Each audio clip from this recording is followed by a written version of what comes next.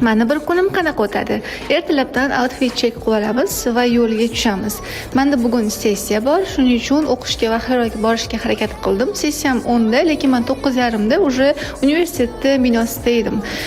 Shuning uchun bu binoga biz yaqinda ko'chib keldik va ostanovkadan bu yoqqa yurish 10 minutlik masofa. Can you imagine?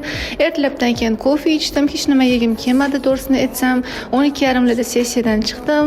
Yaxshi topshirganim uchun menimcha kayfiyatim yaxshi bo'lsa kerak. Yaxshi kayfiyat bilan chiqib ketib, keyin o'rtog'im bilan Zmartga bordik.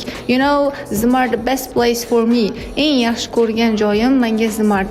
U yoqdan biz yaxshi ko'rgan sirni ramyonimizni yedik va men ishga ketdim. Ishga borib har bitta o'quvchim bilan alohida shug'ullandim. Kim nimaga tushunmagan, qanaqa mavzuga, qanaqa grammatikaga hammasini alohida tushuntirib berib, detallarigacha va ishdan chiqib sirazu indivka darslarimni o'tdim. Bu bizning qo'shnimizga men dars o'tyapman. Hozir ingliz tilini noldan o'rgatyapman. Ular kichkina bolachalarga men dars berishni boshladim. Va keyin uyga kelib sirazu ovqatlanib, o'qitlarimni qilib, men уже knockout bo'ldim, ishoninglar. Ozgina bir betgina kitob o'qib, keyin uxladim.